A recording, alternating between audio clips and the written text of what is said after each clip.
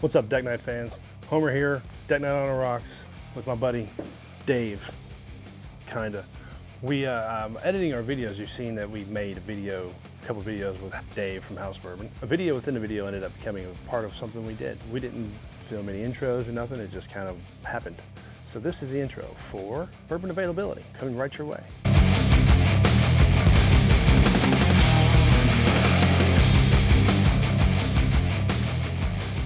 That actually won my batch 1 won my #1 whiskey of the year for 23. Batch 2 probably wouldn't, and I've had this now, so that even though this came out in 2021, Whatever. yeah, Doesn't matter. doesn't matter. Semantics. Yeah, I've got a few YouTube comments because my top 10 was like the first 5 were like pretty unattainable ones like GTS and Double Oak, you know, like, but I couldn't really push them into the top 5 because it's like, what good is it for me to say, oh yeah, the 13th Colony Double Oak is #1? You can't get it. Well, I mean, okay, so Amy and I did a video a year or so ago on comparing Eagle Rare and Russell's Reserve 10. And at the end of the video, it was like, I thought I was going to like Russell's 10 better. But I ended up picking Eagle Rare. It was blind. And then at the end, both of us picked it, which both of us are more Wild Turkey fans than Buffalo Trace fans. And it's like, Amy's like, well, I guess I like Eagle Rare better. And I'm like, well, I'm going to go with Russell 10. She's like, how can you go with Russell's 10 if you like Eagle Rare better? I said, because I can buy Russell's 10 every day. Every day. Eagle Rare, even though around here it's not that hard, a lot of places people fight for that shit. Yeah. So I think availability is... It's got to play a part, right? It's a big part of it. It's got to play a part. And that's why I'd never put this in any sort of top 10 because it came out in 2021 and you can't get it. Like, you just can't get it. You have to pay secondary prices for it, or you luck out to a store that just happened to not put it on the shelf for the last 2 years. Well, if I do a video that's doing a top 5 or whatever, I'm going to say, I'm doing a top 5, and it's the top 5 of what I've had. If I've got fortunate enough to get it, I'm sorry that you can't. Yeah. And I don't chase stuff, I just get lucky. Yep. And so if I have it, that's what I can't base my top 5 of shit I ain't had. Yeah. So, And so that's why this came #1, because you could get Jack 12. I've never seen it. Yeah. Tennessee, this is what annoys me, right? Why are we having such a hard time getting Jack? In other states, New Mexico, it was everywhere. It was $1.99, but I'll pay $1.99 for that all day. That's a good bottle. So let me tell you something I learned. I was at Cedar Bluff Discount Liquors, you know what I'm talking about? And just so happened that the Brown Foreman rep was there, and we were looking for 1910. So I was talking, Amy and I were talking about 1910. We were just standing there, and a guy was standing there next to us. I didn't know who the fuck he was. And he said, you guys you want 1910? I was like, yeah, we're buying it for a Christmas gift because we like it. And guy was into bourbon and didn't know anything about it. And I was like, well, let's get him this one because this one, you know, it's good. It's got a good story. It's not, if you're not a bourbon person, you probably never heard of it. So let's get it. We can give him a lesson, whatever. And the Brown Foreman guy was like, oh, so I got to tell you something. I was like, what's that? And he's like, well, I work for Brown Foreman, and Brown Foreman, and I guess they own Jack Daniels, so they're probably under the same format. He said Brown Foreman is pulling half of their allocation to Knoxville and sending it to Louisville and Nashville because they have a bigger market. Yeah, well, that sucks. That sucks for us. So that's probably why That's you're why we're feeling not getting it. Yeah, and then, you know, like I say, I was in New Mexico. How big's the market in fucking New Mexico? Well, you know, I find I don't understand it. I can't get it. There's some asshole, just like in every other field. There's some dipshit sitting in an office that probably never plays, that it has anything to do with it. It's just going like, yeah, I'm going to move this to there. I'm going to do this. I'm going to do that. Da, da, da, da, da. I have because I hear Ohio has Antique 107 Weller like a mofo. Oh yeah, and you can get Weller Foolproof in Southern California on the shelf every day. Yeah. So I spend a lot of time in Ohio, and you can literally go in and get Weller Special Reserve by the case.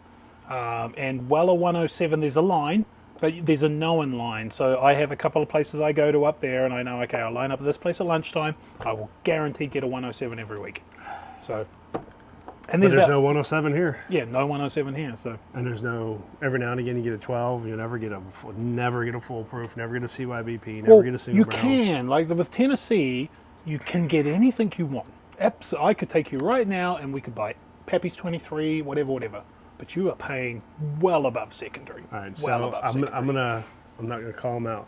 Where the fuck can we get a Pappy 23 right now? At all, any price. I where? think we could go to Paradise Liquor down in like Friendsville. There's a guy down there, okay. Vinny. Okay, you're going outside of Knoxville. Oh, hey, I live in Lenore City, which Oh, when you apparently say everyone tells me is halfway to Chattanooga. It's not that far. But when I say Museums, right? I don't go outside of Knoxville. So you know more about that outside. So there are some museums in Tennessee where you can get what you want, yeah, but it's going to you're cost gonna pay for you. it. I've only Amy and I have bourbon hunted in Knoxville. When I say Knoxville, I'm the Knox County, mixed and I fruit. have not once found. I found one Pappy one time. It was Rip Van Winkle, the 10-year. Yep. Is that Rip? They wanted $1,200 for it one time. Yeah. So maybe I overstepped with the 23. That might be too much. But McScrooge's and Merchants, they have a bit of a museum, right? No, like because McScrooge's changed ownership to Merchants, and they are known for having a museum. So you get whatever people can do whatever they want with their store. I don't give a fuck. But rather than just put stuff out on the shelf, they put it into a museum. They put really high prices on it. If you want it, you can get it. We don't have a state-run, No, it's totally wide open. Totally Which wide I don't open. know. I feel like I prefer that. It sounds like the don't tread on me, no step on snake fucking type thing, right? Yeah, but not to get into politics about it. So, do you think the state-controlled stores in like Virginia or Alabama, you'd have more opportunities to get stuff, or do you think that wide open shit would be better? I think I like it the way it is with different strokes for different folks. Like I go to Ohio, I go to Oregon, I can.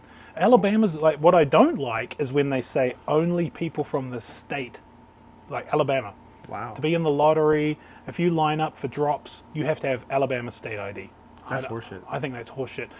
Horseshit! Because we come from Tennessee, and those guys can come up here anytime they want and buy whatever they want, just like us. So Horseshit. that sort of sucks. But apart from that, Yeah, I'm pretty sure Florida is a wide open state. Mm-hmm. But Amy was down there, and she went to an ABC store, which I don't know, you go to Florida much. So Florida has private liquor stores and they have ABC stores. And the ABC store, she went in there and said, "You got Russell's Reserve 13 because that's what I've never had. I've had a taste, but I've never had a bottle." And I bet you do. I do. Two. I just sold one. So anyway, she went in there asking. They're like, "Yeah, we got one." And she's like, "I want it. How much is it?" He's like, "Do you live here?" She's like, "No." She's like, "You need to have someone come." She's like, "I live in Tennessee." She's like, "But we own a fuck property down there, but we have a Tennessee driver's license." And they're like, "No, you can't get it." And she's like, "Well, what do you mean I can't get it?" She's like, "You have to live in Florida." She's like, "If you know someone in Florida, come down here and they'll buy it for you." That's bullshit. A bullshit? A bullshit? And I was like, I know some people in Florida. I wasn't going to call them. They go, "Hey, go buy that bottle of bourbon for me." So Isn't there like a amendment, like the 20th of interstate commerce or some shit that, hey man, dude, I look, come on now. I passed my citizenship exam. I should. Come on now. You've lived here long enough to know that our government fucks us every which way but sideways. yeah. Anyway, Anyway. I don't know how many minutes we're into this one. Well, the big one.